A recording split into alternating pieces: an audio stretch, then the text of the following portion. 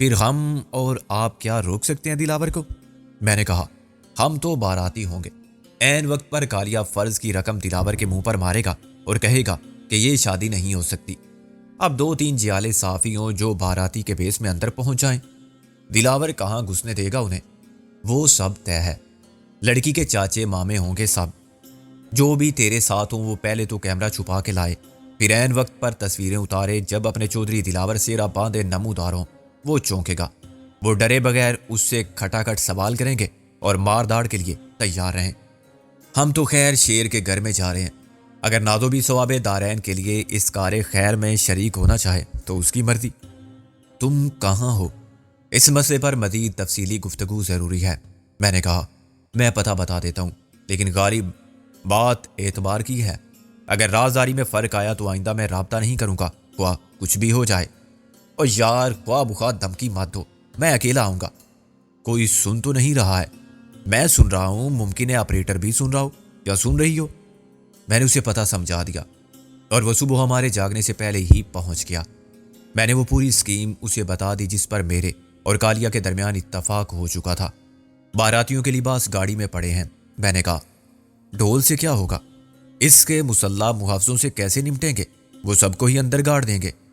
ہم چوڑیاں پہن کے نہیں جا رہے ہیں، سب مسلح ہوں گے۔ سب کا مطلب ہے میں اور تم، رابعہ اور نازو، اور یہ جو تمہارے صافی براتی کے جیالے آئیں گے، کیا وہ اپنی حفاظت کا بندوبست کر کے نہیں آئیں گے؟ کسی کو بتا دیں کہ ہم فلاں جگہ ہیں، رات تک واپس نہ آئیں تو پولیس کے ساتھ پہنچ جانا۔ ٹھیک ہے، یہ سب تو میں کر لوں گا۔ وہاں جائیں گے کیسے؟ ایک ہی تانگے میں؟ میں نے کہا وقار کی گاڑی کیا بیچ کھائی؟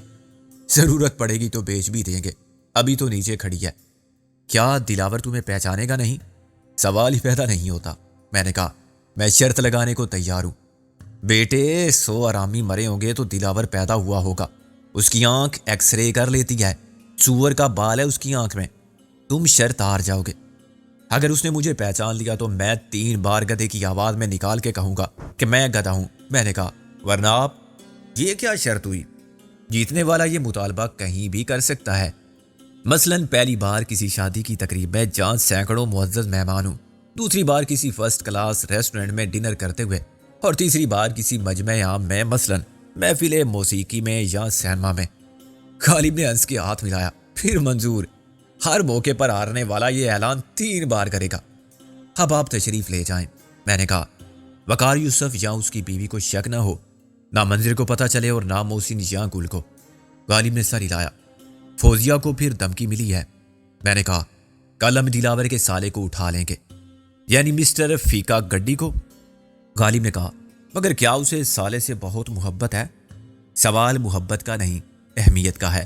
ساری خدائی ایک طرف، جورو کا بھائی ایک طرف۔ دلاور کی اصلی تے وڈی بیوی تو قیامت ڈھا دے گی، باقی معاملات میں سنبھال لوں گا۔ تم گل اور محسن سے کہہ دو کہ کچھ دن کے لیے روپوش ہو جائیں، کراچی چلے جائیں اکرام شیخ کے پاس۔ فوزیہ کو اور اس کے شوہر کو بھی ساتھ لے جائیں تو اور اچھا ہے۔ کراچی کیوں؟ اس لیے کہ شاید میں بھی کراچی جاؤں۔ میں نے کہا اچانک مجھے اپنے چودھری دلاور صاحب کی دوسری بیوی سے ملنے کا اشتیاق مجبور کر رہا ہے۔ وہ کچھ دیر اور ٹھہرا۔ میں نے اسے گاؤں میں گزرے ہوئے دونوں دنوں کا احوال سنایا تو بہت ہنسا۔ اس نے ناشتہ ہمارے ساتھ کیا اور پھر رخصت ہو گیا۔ وہ صبح گھر سے نکل آیا تھا۔ نازو یہ نہ سمجھ بیٹھے کہ میں بھی گھر سے بھاگ گیا۔ تم نے ریت جو ڈال دیا ہے؟ میں نے کہا یار وہ شیلی کے کیس کا کیا بنا؟ وہ آگے چلا گیا۔ اب معاملہ برٹش قونصلیٹ وزارت خارجہ کے درمیان ہے۔ دلاور کے ہاتھوں کے تو الو اڑے ہوئے ہیں، ابھی تو اس کے فرشتے بھی کوچ کریں گے۔ اس نے اپنے آدمی چھوڑ رکھے ہیں کہ قبر کا پتہ چلا ہو۔ میں نے اپنا جاسوسی نظام قائم کر رکھا ہے جو مجھے اس کی ناکامی اور پریشانی کی خبریں دیتا رہتا ہے۔ میں نے کہا اس کالے کی حفاظت ضروری ہے جو دلاور کے خلاف قتل کے الزام کا عینی گواہ ہے اور اس کے جرم کی سزا کاٹ رہا ہے۔ ہم نے کیس کی ایک نقل برطانیہ میں کاؤنٹی جیل کے حکام کو بھیج دی ہے کہ اس قیدی کی حفاظت کی جائے۔ وہ دور قتل کے ایک الزام میں سزا کاٹ رہا ہے۔ اب اصل قاتل کے بے نقاب ہونے کا خطرہ ہے تو ممکن ہے کوئی عینی گواہ کو ختم کرنے کی کوشش کرے۔ ویری گڈ، پکا کام کیا ہے تم لوگوں نے۔ دلاور اس بار پھنس گیا۔ میں نے کہا یہاں بھی 2 افراد کی حفاظت ہونی چاہیے، ایک ایمبولینس ڈرائیور کی جو شیلی کی لاش لایا تھا اور جس نے لاش بدلی تھی، دوسرے اس خبیث پوتے کی جس نے دادی کی لاش دے کر شیلی کی لاش دفن کرا دی تھی۔ دلاور کے لیے ان کو مروانا مشکل نہیں ہوگا۔ منظر نے آئی جی کو تو مطلع کر دیا ہے، مگر ہمارے ملک میں پولیس محض خطرے کی صورت میں کچھ نہیں کرتی۔ ان کا تو اصول ہے کہ بندہ قتل ہو جائے پھر کریں گے تفتیش۔ ایسے کسی کے خطرہ چلانے سے کچھ نہیں ہوتا۔ ہر بندے کے ساتھ گارڈ تو لگائی نہیں جا سکتی۔ اس کا مطلب ہے وہ مارے جائیں گے؟ میں نے مایوسی سے کہا۔ ہاں، دلاور کے ہاتھ بہت لمبے ہیں اور قانون بہت کمزور ہے، ہم کیا کر سکتے ہیں؟ غالب نے ہاتھ پھیلا کے کہا۔ غالب چلا گیا اور پھر 1 بجے نازو کے ساتھ آیا۔ گلے شکوے پھر رونے دھونے کا راؤنڈ ختم ہوا تو میں نے کہا وقت کم ہے، یہ بتاؤ کہ بارات روانہ کہاں سے ہوگی؟ غالب نے ایک اپنے صافی دوست کے گھر میں سارا انتظام کیا تھا۔ ہم گاڑی میں بیٹھ کے 10 منٹ میں اس کے گھر پہنچ گئے۔ وہ غیر شادی شدہ تھا اور اکیلا ہی رہتا تھا۔ یہ غازی ہے فی الحال، بہت جلد شہید کہلائے گا، غالب نے تعارف کراتے ہوئے کہا۔ اس کے کرتوت تو ایسے ہی ہیں۔ اس کا نام واقعی غازی تھا۔ میں نے کہا غالب نے سب بتا دیا ہے آپ کو کہ معاملہ کیا ہے؟ وہ 4 فٹ 4 انچ کا لہیم شہیم آدمی تھا۔ ہاں جی، ہم تو آپ کے بارے میں بھی سب جانتے ہیں، آپ فکر ہی نہ کرو، آج ڈنکا بجا دیں گے۔ ڈنکا بجا دیں گے اس کا تکیہ کلام تھا۔ وہ ایک مشہور انگریزی اخبار کا چیف رپورٹر تھا اور سنسنی خیز انکشافات کے چکر میں کئی بار پٹ چکا تھا، اغوا ہو چکا تھا، مگر وہ صحافت کو جہاد سمجھتا تھا۔ وہ بلیک میلنگ کرتا تو انہی سے لاکھوں وصول کر لیتا جن کے چہرے وہ بے نقاب کر چکا تھا، مگر وہ انتہائی فضول قسم کے کباڑ خانے میں اکیلا رہتا تھا اور اس کا 100 روپے ماہانہ کرایہ دیتا تھا۔ صرف 100 روپے؟ میں نے حیرانی سے کہا۔ دراصل یہ رعایت صرف مجھے حاصل ہے، وہ بولا۔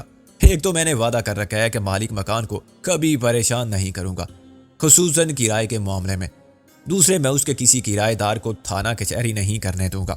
اس کے بہت سے مکان ہیں جو کرائے پر اٹھے ہوئے ہیں، سب وقت پر کرایہ دیتے ہیں اور نوٹس ملتے ہی خالی کر جاتے ہیں۔ راتوں رات پولیس میرے کہنے پر انہیں دور چھوڑ آتی ہے، اس مشورے کے ساتھ کہ اب کیس کر کے اپنا خانہ خراب مت کرنا۔ یعنی تم بدماشی سے مکان خالی کراتے ہو؟ شرافت کے حالات کہاں ہیں بھائی؟ لوگ مالک مکان کو سالوں کھینچتے ہیں عدالتوں میں، قانون کس کا ساتھ دیتا ہے یہ تم مجھ سے زیادہ جانتے ہو۔ ہمیشہ شریف اور غریب آدمی مارا جاتا ہے، غازی نے کہا۔ غازی نے ایک میک اپ مین کا بندوبست بھی کر رکھا تھا۔ جب ہم سب زیادتی خلت فاخرہ پہن چکے تو اس نے اپنا کام شروع کیا۔ رابعہ اور نازو نے گھونگھٹ نکال لیے۔ خود غازی اور غالب نے عام قسم کی داڑھی مونچھ کو کافی سمجھا، مگر میری باری آئی تو میک اپ مین کو خاصی محنت کرنی پڑی۔ میں 60-70 سال کا سفید داڑھی، سفید بالوں اور بوؤں والا بابا نظر آنا چاہتا تھا۔ یہ کام اس کے لیے چیلنج بن گیا تو میرے لیے بھی۔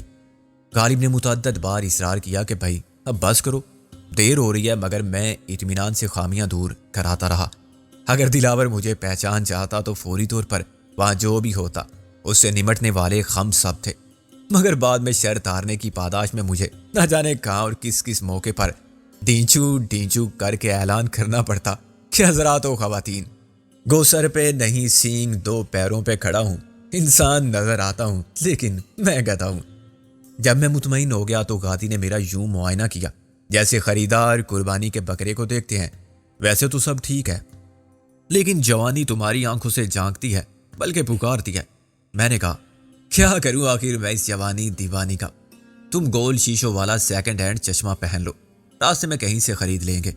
غازی، تم ہم پیشہ ہو کہ مجھ سے دغا کر رہے ہو؟ غالب نے آ بھری۔ اگر میں شرط ہار گیا تو سوچو تمہاری کتنی بے عزتی ہوگی۔ میری کیوں بھائی؟ اس لیے کہ تم بھی صحافی ہو۔ جب ایک صحافی چلا کے کہے گا کہ میں گدھا ہوں تو سننے والے کیا نتیجہ اخذ کریں گے؟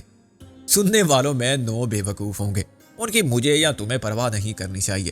10واں عقل مند ہوگا، وہ تمہاری بات سے متاثر نہیں ہوگا۔ یہی تو تم نہیں سمجھتے، وہ 10واں آدمی میں خود ہوا تو باقی 9 میں تم جیسے شامل ہوں گے۔ غالب نے آ بھری۔ ہم 1 بجے 2 تانگوں میں لد کے روانہ ہوئے۔ پہلے تانگے میں پیچھے خواتین یعنی رابعہ اور نازو تھی، آگے ان کا دادا نظر آنے والا خاکسار ڈھول سمیت تشریف فرما تھا۔ ہمارے دیہاتی لباس کے اندر ریوالور تھے اور یہ بارات ٹروجن خارس کی طرح تھی۔ تاریخ میں ٹروجن خارس بہت مشہور ہے۔ یونان کی 2 ریاستوں کے درمیان جنگ میں محاصرہ طول کھینچ گیا تو ایک عقل مند نے یہ مشورہ دیا تھا کہ لکڑی کا ایک دیو ہیکل گھوڑا بنایا جائے جس کے پیٹ میں 50 سپاہی بیٹھ جائیں اور اس کی ٹانگوں میں پہیے ہوں۔ جب گھوڑا تیار ہو گیا تو فوج نے محاصرہ اٹھا لیا۔ شہر والے بہت خوش ہوئے کہ راتوں رات دشمن بھاگ گیا۔ وہ فتح کا جشن مناتے ہوئے گھوڑے کو شہر میں کھینچ لائے اور جلوس کی شکل میں لیے پھرے۔ رات ہوئی تو گھوڑے کے اندر سے 50 سپاہی نکل آئے۔ انہوں نے پہرے داروں کو قتل کیا اور شہر پناہ کے دروازے کھول دیے۔ ان کی اپنی فوج رات کو لوٹ آئی اور سیدھی شہر میں داخل ہو گئی۔ ہم بھی اسی طرح دلاور کے قلعے میں داخل ہوئے، جہاں حفاظتی انتظام اتنا سخت تھا کہ پرندہ پر نہیں مار سکتا تھا۔ وہ خود ہمیں بڑی عزت احترام کے ساتھ اندر لے گیا۔ حسب توقع 3:30 بجے کالیا منہ لٹکائے رونی صورت بنائے گیٹ پر موجود تھا۔ نیلی پگڑی دیکھتی اس نے دلاور کے ساتھ آگے بڑھ کے ہمارا استقبال کیا۔ میں نے کالیا کو گلے لگا لیا۔ یہ کیا ہے پتر، ایسے فٹافٹ شادی؟ اس نے مؤدب ہو کے کہا، دادا جی مجبوری تھی، اور پھر اچھا رشتہ کہاں روز ملتا ہے۔ یہ اپنے چودھری صاحب بڑے چنگے آدمی ہیں۔ دلاور نے کہا، سلام بابا جی۔ میں نے کہا، کیا کرتا ہے اپنا دلاور؟ کالیا نے میرے کان میں چلا کے کہا، بہت بڑا کاروبار ہے ان کا۔ میں نے بلند آواز بدلنے کے ساتھ ہاتھوں میں تھوڑا سا راشا بھی پیدا کر لیا۔ کانپتے ہاتھوں سے میں نے دلاور کو پھر گلے لگایا اور اپنا اطمینان کر لیا کہ اس کے پاس کوئی ریوالور نہیں ہے۔ وہ پورا دلہا بنا ہوا تھا۔ کورے لٹھے کی شلوار کے ساتھ اس نے یہ سیاہ شیروانی پہنی تھی اور کراکلی ٹوپی۔ اس کے گلے میں بھی ہار تھے۔ کالیا نے حاضر دماغی سے کام لیا، یہ میرے ماما جی ہیں۔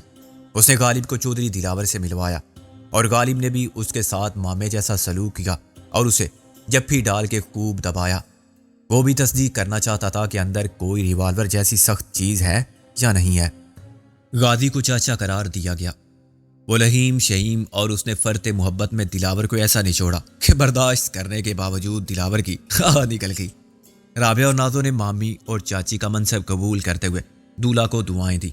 چلیں جی اندر چلیں، دلاور نے گھڑی دیکھ کے کہا۔ میں نے کہا، اوئے ابھی ٹھہر پتر، یہ جنج ہے کوئی جنازہ نہیں کہ خاموشی سے سب ہو جائے۔ چاچا یعنی غازی نے کہا، ابا جی خود ڈھول بجائیں گے آج، بہت عرصے بعد۔ غالب بولا، ہاں جی ہمارا تو یہ پیشہ ہے۔ تم لوگ بیراسی ہو؟ دلاور کا موڈ خراب ہو گیا۔ آہو پتر، میں نے ڈھول گلے میں لٹکا کے کہا، اپنے تو باپ دادا بھی بینڈ بجاتے تھے گوروں کی پلٹن میں۔ چلو بھائی جوانوں، شابا۔ ایک سیدھی پتلی چھڑی اور دوسری قدرے خامدار درانتی جیسی لکڑی سے میں نے ڈھول کی پٹائی شروع کی۔ پہلے تو تال غلط ہوئی، مگر غازی نے بات بنائی کہ ابا جی کے ہاتھ قابو میں نہیں رہے۔ پھر میں نے اکھاڑوں کی مخصوص تال پر ڈھول بجانا شروع کر دیا، تک تک دن۔ غالب اور غازی نے منہ پر ہاتھ رکھ کے بابا با بابا کی آوازیں نکالی اور پھر ہاتھ اٹھا کے ڈانس کرتے ہوئے اندر چل پڑے۔ دلاور اس ہنگامہ آرائی سے بہت پریشان نظر آ رہا تھا۔ ادھر ادھر کے بہت سے لوگ تماشا دیکھنے کے لیے رک گئے تھے، اور ڈھول کی آواز سن کے عورتیں اور بچے چھت پر نمودار ہو گئے تھے۔ اس کا خیال تھا کہ سارا کام خاموشی سے ہو جائے گا، کسی کو پتہ بھی نہیں چلے گا اور نکاح کا ڈرامہ ختم ہو جائے گا۔ اس نے کالیا سے کہا، تم نے پہلے نہیں بتایا تھا کہ یہ ڈھول باجا بھی ساتھ ہوگا؟ لو جی چودھری صاحب، آخر جنج ہے، وہ بولا، اور اپنے دادا جی کو بھلا کون روک سکتا ہے؟ کوٹھی نئی تعمیر شدہ تھی اور اس کی 8 فٹ بلند دیواروں پر ٹوٹی ہوئی بوتلوں کے نوکیلے ٹکڑے جڑ دیے گئے تھے۔ گیٹ پر کوئی باقاعدہ چوکی دار نہیں تھا، مگر اندر مجھے استاد پیڈرو کے علاوہ 3 افراد نظر آئے۔ وہ صورت ہی سے شکاری کتے لگتے تھے اور تھوتنی اٹھا کے یوں دیکھ رہے تھے جیسے خطرے کی بو سونگھنے کی کوشش کر رہے ہوں۔ ہم سب کو ایک وسیع ہال جیسے ڈرائنگ روم میں لے جایا گیا۔ ابھی کوٹھی کی تزئین و آرائش کا سلسلہ جاری تھا۔ یہ نئی کوٹھی چودھری دلاور کے پرانے گھر کے مقابلے میں کہیں زیادہ وسیع، خوبصورت اور پرشکوہ تھی۔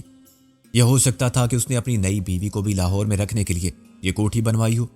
ابھی کھڑکیوں پر پردے نہیں تھے اور فرش پر صرف قالین نظر آ رہا تھا۔